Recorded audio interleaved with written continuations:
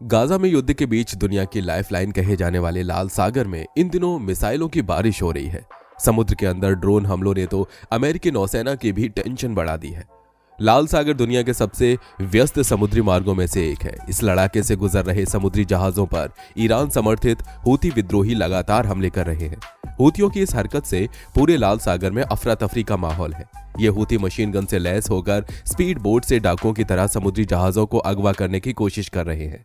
हूतियों ने कुछ जहाजों को तो अपने कब्जे में भी कर लिया है। हाल ही में यमन की हूती सेना ने अमेरिका के डिस्ट्रॉयर शिप और कार्गो शिप पर हमला किया है। यमन की सेना के प्रवक्ता जनरल याह्या सारी ने यह जानकारी देते हुए बताया कि यमन के हूती सेना ने अमेरिकी डिस्ट्रॉयर और कार्गो शिप पर मिसाइलें दागी हैं। जनरल याह्या सारी का कहना है कि अमेरिकन कार्गो शिप इजराइल की तरफ बढ़ रहा था, तभी उस पर मिसाइलें दागी गई। उनका कहना है कि अमेरिकी डिस्ट्रॉयर शिप पर हमले के कुछ घंटे बाद ही कार्गो शिप पर हमला किया गया। इसके पहले अमेरिका ने दावा किया था कि यमन की सेना की तरफ से जो मिसाइलें दागी गई थी, जिसे डिस्ट्रॉयर शिप ने हवा में ही मार गिराया है, जबकि यमन की सेना का कहना है कि उनकी मिसाइलें अपने निशाने पर लगी हैं। क्या है पूरी खबर, आइए जानते हैं। दोस्तों, इजराइल और फिलिस्तीन वॉर के बीच हर किसी को लग रहा था कि इजराइल और उसके सपोर्टर अमेरिका और यूरोप के खिलाफ फिलिस्तीन का साथ देने के लिए 57 मुस्लिम देशों में जो सबसे ताकतवर माने जाते हैं, यानी कि तुर्की या सऊदी अरब जैसे ताकतवर देश सामने आएंगे। लेकिन इन देशों ने जब धोखा दे दिया तो मदद के लिए एक ऐसा देश सामने आया जिसके सामने आने की उम्मीद भी किसी ने नहीं की थी, यानी कि यमन। यमन ने शुरुआत में जब इजराइल को धमकी दी तो सबको लगा कि यह भी तुर्की की तरह हवाबाजी करके दुनिया का अटेंशन ग्रैब करना चाह रहा था। लेकिन फिर यमन ने इजराइल के ऊपर कुछ लॉन्ग रेंज की बैलिस्टिक मिसाइल्स और ड्रोन से हमले कर दिए, जिनमें से कुछ को हवा में ही इंटरसेप्ट कर दिया गया और कुछ जाकर इजराइल के शहरों पर गिरी। तब लोगों को लगा कि अब कमजोर देश यमन पर अमेरिका या इजराइल एक स्ट्राइक करेंगे और इसकी हालत खराब हो जाएगी। लेकिन दोस्तों, हुआ कुछ उल्टा। इस जंग को 4 महीने हो चुके हैं। यमन ने Israel, America, France, Britain, Germany और नॉर्वे सहित वर्ल्ड सुपर पावर की हालत खराब करके रख दी है। हालांकि एक तरह से इसने अमेरिका को भी हरा दिया है। दोस्तों, लाल सागर में ब्रिटेन और अमेरिका मिलकर हूती विद्रोहियों से खुलकर लड़ाई लड़ रहे हैं। दोनों देशों ने मिलकर लाल सागर में हूती विद्रोहियों की हरकतों का करारा जवाब दिया है। यह हूती विद्रोही नवंबर से ही लाल सागर में जाने वाले अंतरराष्ट्रीय मालवाहक शिप्स को निशाना बना रहे हैं। यमन के हूती विद्रोहियों के ठिकानों पर इसी कारण से अमेरिका और ब्रिटेन ने मिलकर हवाई हमले किए हैं। लेकिन यमन के हूतियों ने भी दोनों देशों के ठिकानों पर पलटवार किया है। बौखलाए हुए हूतियों ने अमेरिकी जहाजों को निशाना बनाकर एंटी शिप क्रूज मिसाइलें दागी हैं। आपको बता दें कि अमेरिकी वायुसेना ने हूती ठिकानों पर पहला हवाई हमला करने के बाद कहा था कि उसने यमन में हूती द्वारा इस्तेमाल किए गए 16 ठिकानों पर 60 से अधिक जगहों पर हमला किया है। यमन की राजधानी सना और अल हुदायदा में अमेरिका और ब्रिटेन ने मिसाइलें दागी थी। ये दोनों शहर लाल सागर बंदरगाह क्षेत्र में हूतियों के गढ़ माने जाते हैं। हूती अधिकारियों ने जवाबी प्रतिक्रिया में ब्रिटेन और अमेरिका को चेतावनी दी है। हूती विद्रोहियों ने भी अमेरिका और ब्रिटेन को चेतावनी देकर कहा है कि उन्हें भारी कीमत चुकानी पड़ेगी। इससे पहले दोस्तों, अल जजीरा की रिपोर्ट के मुताबिक 9 जनवरी को यमन ने फिर से अमेरिका और यूके पर एक बड़ा हमला किया है।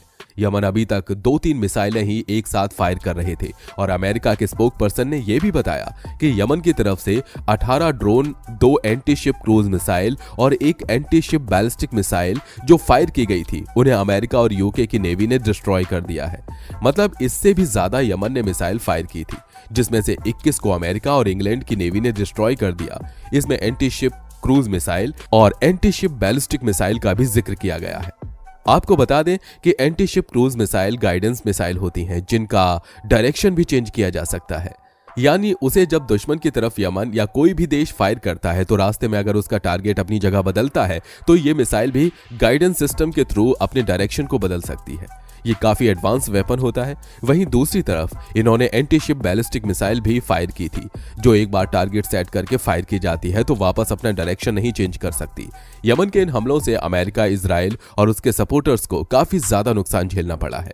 अब दोस्तों, अगर आप यमन को देखें तो दुनिया के सबसे कमजोर देशों में से एक माना जाता है। वहीं अमेरिका दुनिया का सबसे ताकतवर देश है और अमेरिका का कहना है कि हमारे पास यमन से लड़ने के लिए वॉरशिप कम है, इसीलिए हमें कई देशों की मदद की जरूरत रहेगी।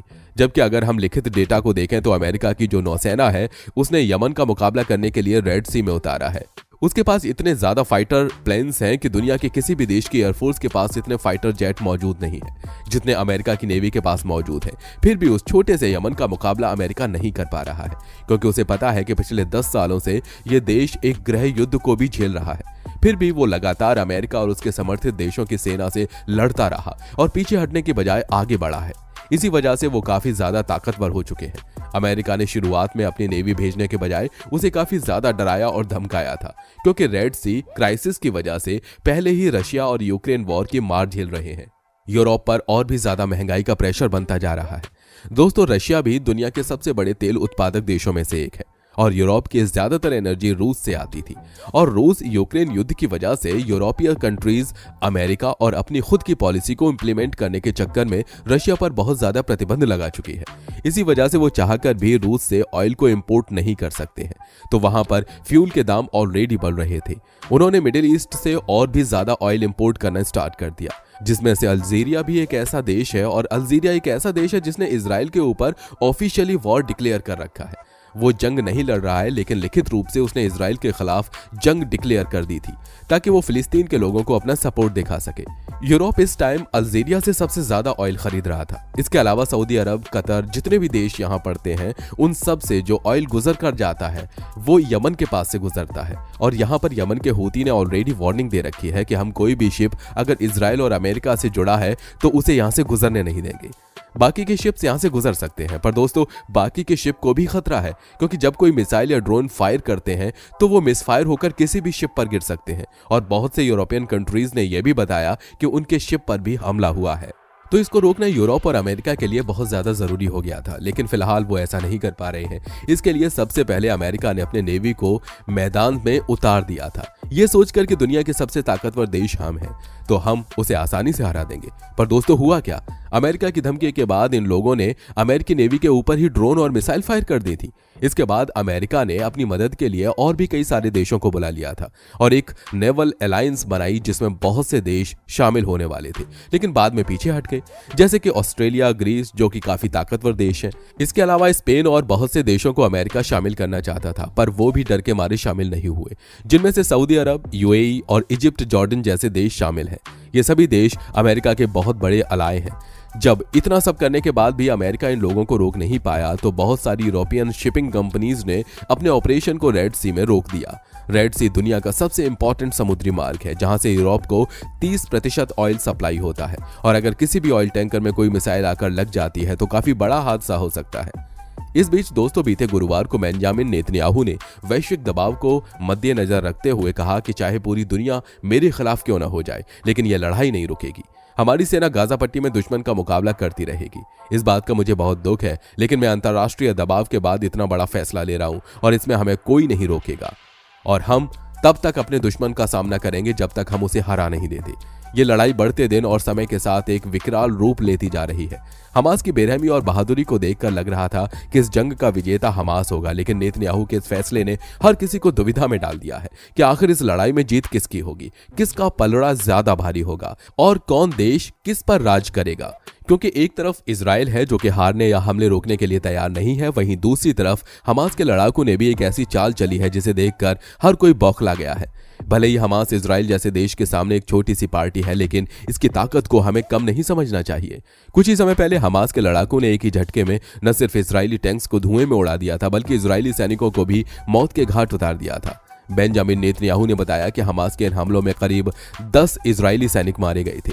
वैसे हम सब अच्छे से जानते हैं कि बेंजामिन नेतन्याहू अपने नुकसान को कभी खुलकर नहीं बताते हैं। वो हमेशा ऐसा दिखाने की कोशिश करते हैं कि उन्हें दुश्मन से बहुत कम खतरा है और उनके देश में इस जंग से ज्यादा असर नहीं पड़ रहा है।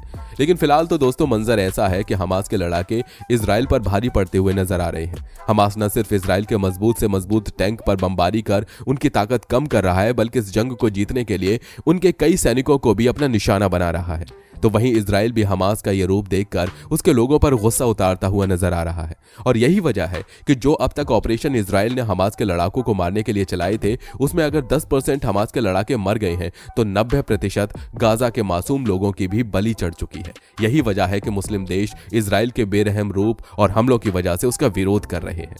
आज की वीडियो में बस इतना ही। उम्मीद है कि वीडियो आपको पसंद आई होगी। अगर वीडियो इन्फॉर्मेटिव लगी हो तो इसे लाइक करिए, शेयर करिए और चैनल को सब्सक्राइब करके बेल आइकन को प्रेस करना बिल्कुल मत भूलिए।